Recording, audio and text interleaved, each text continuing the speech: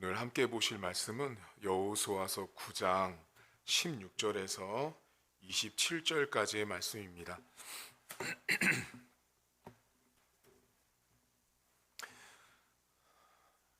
여호수아서 9장 16절에서 27절입니다.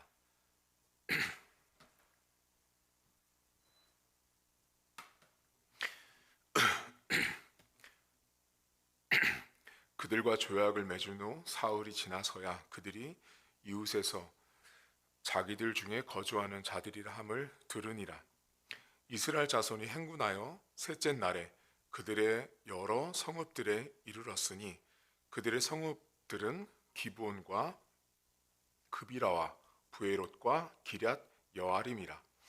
그러나 회중 족장들이 이스라엘 하나님 여호와로 그들에게 맹세했기 때문에 이스라엘 자손이 그들을 치지 못한지라. 그러므로 회중이 다 족장들을 원망하니 모든 족장이 온 회중에게 이르되 우리가 이스라엘의 하나님 여호와로 그들에게 맹세하였은즉 이제 그들을 건드리지 못하리라. 우리가 그들에게 맹세한 맹약으로 말미암아 진노가 우리에게 임할까 하노니 이렇게 행하여 그들을 살리리라 하고 무리에게 이르되 그들을 살리라 하니 족장들이 그들에게 이른 대로 그들이 온 회중을 위하여 나무를 패며 물을 깃는 자가 되었더라. 여호수아가 그들을 불러다가 말하여 이르되 너희가 우리 가운데 거주하면서 어찌하여 심히 먼 곳에서 왔다고 하여 우리를 속였느냐. 그러므로 너희가 저주를 받나니 너희가 대를 이어 종이 되어 다 내 하나님의 집을 위하여 나무를 패며 물을 깃는 자가 되리라 하니 그들이 여호수아에게 대답하여 이르되 당신의 하나님 여호와께서 그의 종 모세에게 명령하사 이 땅을 다 당신들에게 주고 이 땅의 모든 주민을 당신들 앞에서 멸하라 하신 것이 당신의 종들에게 분명히 들림으로 당신들로 말미암아 우리의 목숨을 잃을까 심히 두려워하여 이같이 하였나이다. 보소서 이제 우리가 당신의 손에 있으니 당신의 의향에 좋고 옳은 대로 우리에게 행하소서 한지라. 여호수아가 곧 그대로 그들에게 행하여 그들을 이스라엘 자손의 손에서 건져서 죽이지 못하게 하니라. 그날에 여호수아가 그들을 여호와께서 택하신 곳에서 회중을 위하여 여호와의 제단을 위하여 나무를 패며 물을 깃는 자들로 삼았더니 오늘까지 이르니라. 아멘. 이스라엘 백성들이 가나안 땅에 들어간 이후에 여리고 성과 아이 성을 점령합니다. 이제 원래 가나안 땅에 살고 있었던 사람들에게 있어서 이스라엘 백성들은 소문으로 들려진 매우 힘이 센 나라였어요. 사실 그들은 힘이 없었지만 하나님께서 이러이러한 일들을 행하신 그 기적들을 가나안 사람들이 들었고 실제적으로 그 하나님이 함께하는 민족이었기 때문에 여리고 성도, 아이 성도 무너뜨리는 나라, 민족, 백성 이렇게 소문이 났어요. 오늘날로 치면 아주 전 세계에 이렇게 크게 뉴스가 난 것과 같습니다. 모든 사람들이 알았는데 특히 가나안 사람들은 이스라엘 사람들의 그 위세, 그 힘 되게 많이 무서워하는 상황이었어요. 오늘은 여러분 읽지 않았는데 1절을 잠깐 보시겠어요? 9장 1절에 보시면 이런 표현이 나옵니다. 2일 후에, 이거는 이제 이 일은 여리고성 그리고 아이성을 다 점령한 다음에 요단 서쪽 산지와 평지와 레바논 앞 대해 연안에 있는 헷사람, 아모리 사람, 가나안 사람, 브리스 사람, 히위 사람, 여부스 사람 모든 왕들이 이 일을 듣고 이스라엘 백성들이 그렇게 성을 다 무너뜨린 걸 듣고 모여서 일심으로 여호수아와 이스라엘에 맞서서 싸우려 해요. 여러분 지금 상황을 보셔서 알지만 이스라엘 백성들은 이미 가나안에 있는 왕들, 여기 방금 나왔던 그 많은 왕들에게 공포의 대상이었어요. 그들에게 있어서 여리고성은 특히 아이성은 둘째 치더라도 여리고성은 아무도 무너뜨릴 수 있다고 생각한 사람이 그 시대는 없었단 말이에요. 근데 그 성을 듣도 보도 못했던 사람들이 와서 이스라엘 히브리 사람이라고 하는 사람들이 와서 그 성을 무너뜨린 거예요. 근데 알고 봤더니 여호와 하나님이라는 신을 섬긴다라고 소문이 난 거죠. 여기서 여러분 우리가 한 가지 생각할 건, 이 가나안 사람들이, 이스라엘 백성들이 섬기고 있었던 여호와 하나님은 그 사람들에겐 또 하나의 우상과 같이 취급했어요. 그러니까 진짜 우주의 창조자가 아니라 그냥 가나안에 그들이 섬겼던 또 다른 우상처럼 내 우상보다 힘이 센 우상을 가지고 있는 이스라엘 백성 정도로 생각을 했어요. 지금 본문의 1절에 보시면 일심으로 왕들이 모여서 이스라엘과 싸워야 된다라고 서로 협약을 맺는 거예요. 얼마나 무서웠으면, 공포였으면 온 나라 백성 그 왕들이 모여서 연합으로 이스라엘과 싸우려고 하고 있는 상황이었어요. 그런데 이 상황에서 이 9장에 기브온이라는 주민들이 나오거든요. 이 기브온 족속, 기브온이라고 하는 사람들이 등장하는데, 이 사람들이 이 여호수아서 9장 전체를 장식해요. 한마디로 이 사람들의 이야기로 여호수아 9장이 기록되어 있는데, 방금 1절에서 여러분 왕들이 이스라엘과 이제 막 싸우려고 하는 상황에 이 기브온 사람들이 성경에 보면 꾀를 내요. 몇 절 보시냐면 3절과 4절을 보시겠어요? 기브온 주민들이 여호수아가 여리고와 아이의 행한 일을 듣고 꾀를 내어 사신의 모양을 꾸미되 헤어진 전대와 헤어지고 찢어져서 기운 가죽 포도주 부대를 나귀에 싣고 그 발에는 낡아서 기운 신을 신고 낡은 옷을 입고 다 마르고 곰팡이 난 떡을 준비하고 매우 연약한 척, 힘든 척, 우리는 약하다고 하는 모습으로 꾀를 내요. 그래서 이 이스라엘 백성들, 오늘 본문에 보면 족장들에게 이제 찾아가고 그들에게 이제 협약을 맺죠. 조약을 맺어요. 우리는 저 왕들과 다르다. 우리는 너희랑 싸울 이유도 없고 우리는 이렇게 먼 나라에서 왔다. 사실은 가나안 땅에 사는 사람들이었음에도 불구하고 먼 나라에서 온 사람들이다. 이렇게 고생해서 왔는데 너희와 우리는 조약을 맺고 싶다. 한마디로 친구 되고 싶다라고 이스라엘 백성들을 속여요. 꾀를 내서. 왜냐하면 죽을 것 같았거든요. 이 아이성과 여리고성을 점령한 이스라엘 백성들이 두려웠던 기브온 족속은 이스라엘을 꾀를 내고 속여서 조약을 맺게 돼요. 그런데 이제 이 상황 속에서 이스라엘 백성들이 잘못한 게 있어요. 몇 절이냐면 14절을 보시겠어요? 14절에 이렇게 나옵니다. 무리가 그들의 양식을 취하고는 어떻게 할지를 여호와께 묻지 아니하고 여호수아가 곧 그들과 화친하여 그들을 살리리라는 조약을 맺고 회중 족장들이 그들에게 맹세해요. 뭐가 보이시냐면 지금 이 기브온 사람들이 이스라엘을 한마디로 속인 거예요. 거짓말을 한 거예요. 그런데 거기에 속아서 지금 이 여호수아랑 족장들이 조약을 맺는데 오늘 본문을 잘 보시면 여호와께 묻지 않았다고 말해요. 이 9장을 잘 보시면 기브온 족속이 꾀를 내서 이렇게 조약을 맺잖아요. 근데 그들이 꾀를 낸 그런 속였던 죄에 대해서는 여호수아 9장은 1절 말하지 않아요. 뭐를 더 말하고 있냐면 그렇게 속이고 찾아온 기브온에 대해서 신중하지 못하고 면밀하지 못하고 점검하고 체크하지 못한 채 조약을 맺고 하나님 앞에 묻지 않은 이스라엘을 하나님이 책망하고 있는 거예요. 그래서 본문에 기브온 사람들의 이야기가 길었지만 결론은 기브온이 아니라 그들이 여호와께 묻지 않았다라고 말해요. 하나님께 묻지 않은 거예요. 결과적으로 이제 이 기브온 사람들 때문에 백성들의 원망이 나오기 시작해요. 여러분 몇 절 보시냐면 18절 보시겠어요? 18절에 보면 그러나 회중 족장들이 이스라엘의 하나님 여호와로 그들에게 맹세했기 때문에 이스라엘 자손이 그들을 치지 못한지라. 그러므로 회중이 다 족장들을 원망해요. 19절 모든 족장이 온 회중에게 이르되 우리가 이스라엘 하나님 여호와로 그들에게 맹세하였은즉 이제 그들을 건드리지 못한대요.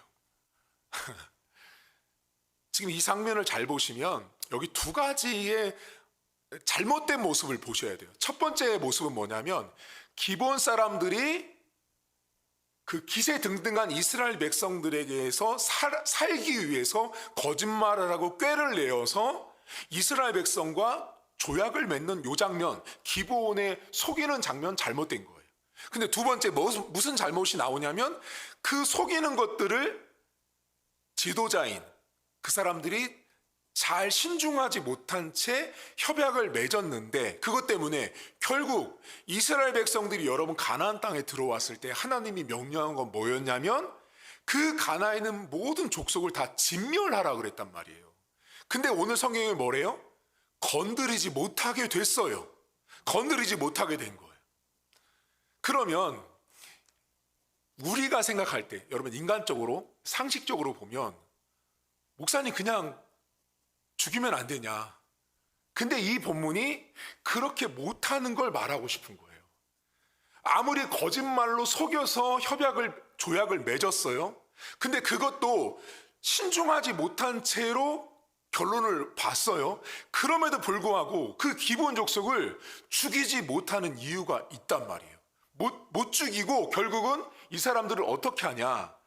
26절과 27절 보시겠어요? 이 이야기의 맨 끝이에요. 이 9장이 다 기브온 이야기인데 26절 여호수아가 곧 그대로 그들에게 행하여 그들을 이스라엘 자손의 손에서 건져서 죽이지 못하게 해요. 자, 그날에 여호수아가 그들을 여호와께서 택하신 곳에서 회중을 위하여 여호와의 제단을 위하여 나무를 패며 물을 길른 자들로 삼았어요. 그러니까 죽이지는 않는데 종이 되게 만든 거예요. 원래는 죽여야 되는 사람들이에요. 원래 죽어야 되는데 죽이지 않고 제단에서 나무를 패고 물을 깃는 종으로 만들었어요. 그럼 이제 이 여호수아 9장의 기브온의 거짓된 말로 조약을 맺은 이 이스라엘 백성과 이 모습 속에 핵심이 뭐냐면 진멸해야 되는 기브온 사람들을 결국은 죽이지 못하게 돼요. 근데 그 죽이지 못하게 되는 이유가 나오거든요. 몇 절을 보시냐면 18절과 19절 보시겠어요? 여기에 아까 여러분 발견하셨는지 모르겠지만 공통적으로 나오는 말이 있어요. 18절과 19절 다시 보세요. 그러나 회중 족장들이 이스라엘의, 여기가 중요합니다, 하나님 여호와로 그들에게 맹세했어요. 19절 보세요. 모든 족장이 온 회중에게 이르되 우리가 이스라엘의 여기 하나님 여호와로 그들에게 맹세했어요. 이게 무슨 말이죠? 자, 조약을 맺었는데 그 조약에 우리로 치면 인감 도장이 등장하는 거예요. 지금 도장이, 사인이 등장하는데 그 사인이 뭐냐면 하나님의 이름이 나오는 거예요. 다시 말하면 기브온은 분명히 속였어요. 죄를 지었어요.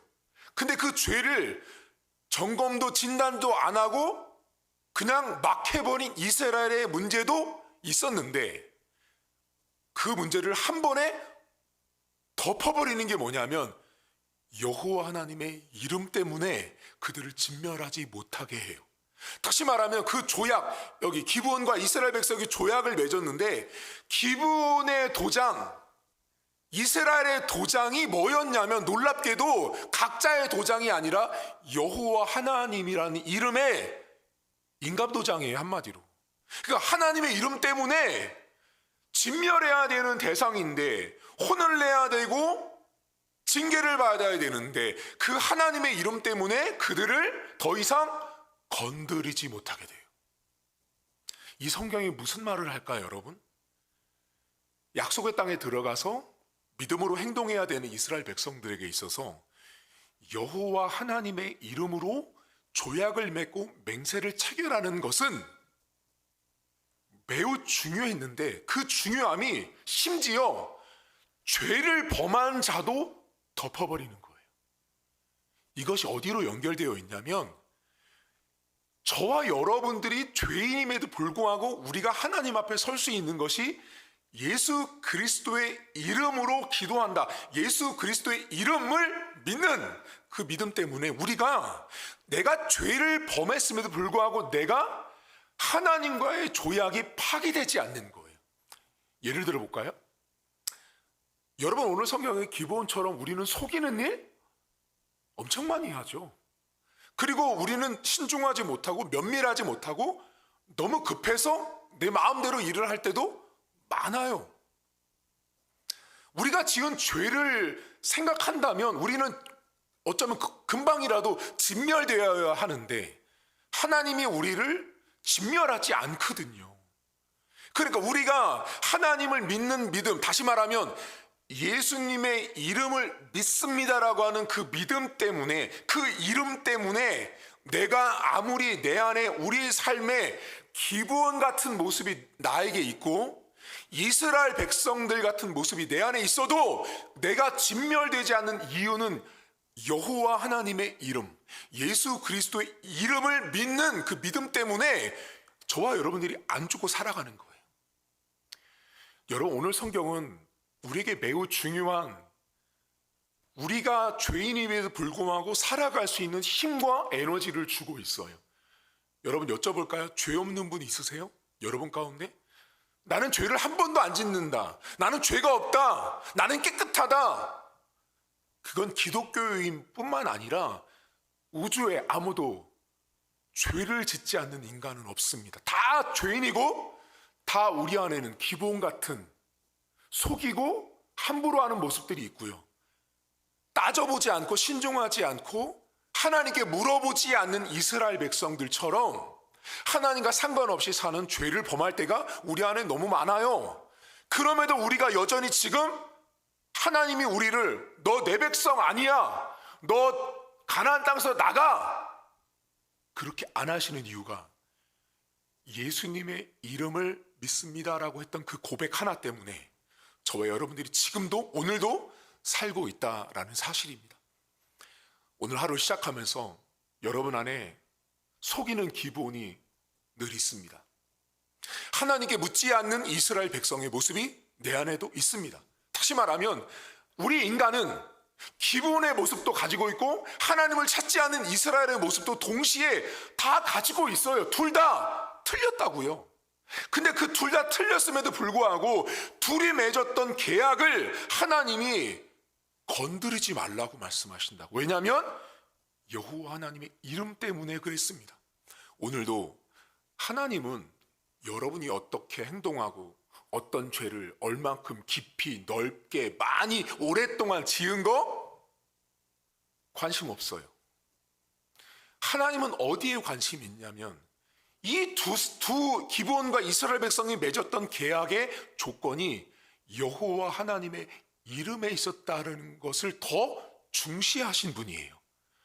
저와 여러분들의 행위를 가지고 죄를 보고 우리를 판단하지 않고 내가 오늘도 예수 그리스도의 이름을 믿고 살아가느냐, 그것을 바라보신 하나님을 기억하시고, 여러분들이 지금 예수님의 이름으로 기도합니다, 아멘이란 이 짧은 한 문장이 우리 인생을 통째로 바꿔놨다는 걸 기억하셔야 돼요. 기브온 같은 내 모습, 하나님을 찾지 않는 이스라엘 백성의 모습이 내 안에 있을지라도 예수님의 이름으로 기도합니다, 예수님의 이름을 믿습니다라는 이 고백 하나가 우리가 진멸의 대상이 아니라 살려내시는 대상, 살아내야 되는 대상으로 하나님은 우리를 보고 있다는 걸 기억하는 그런 하루가 될 수 있기를 주의 이름으로 축복합니다. 하나님 아버지, 우리들 안에는 속이는 기본도 가득하고 하나님께 묻지 않는 이스라엘 백성의 모습도 가득합니다. 하지만 그 둘이 맺은 계약이 분명히 죄가 있었고 잘못되었습니다. 분명히 죄가 투성이었습니다. 하지만 하나님은 그들이 맺었던 죄악된 그 모습의 과정과 출발, 그것을 전혀 말하지 않습니다. 오히려 여호와 하나님의 이름으로 계약된 그 근거가 그들의 행위와 죄에 있지 않고 하나님의 이름 때문에 맺어진 조약이기 때문에 그들을 더 이상 건들지 못하게 합니다. 하나님, 우리는 다 죄인입니다. 오늘 하루도 우리는 죄를 짓고 살아가고 어쩌면 우리는 수십 년 동안 반복된 죄를 지으며 오늘을 살고 있습니다.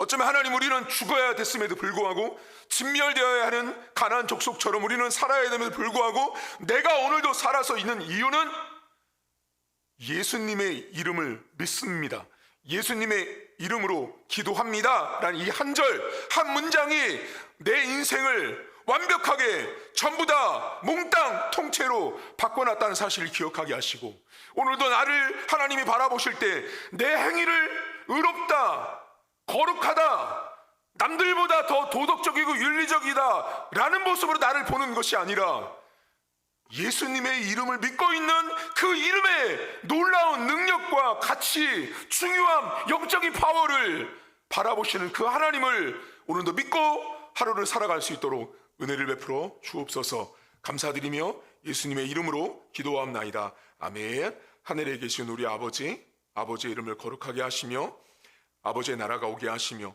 아버지의 뜻이 하늘에서와 같이 땅에서도 이루어지게 하소서. 오늘 우리에게 일용할 양식을 주시고 우리가 우리에게 잘못한 사람을 용서하여 준 것 같이 우리 죄를 용서하여 주시고 우리를 시험에 빠지게 않게 하시고 악에서 구하소서. 나라와 권능과 영광이 영원히 아버지의 것입니다. 아멘.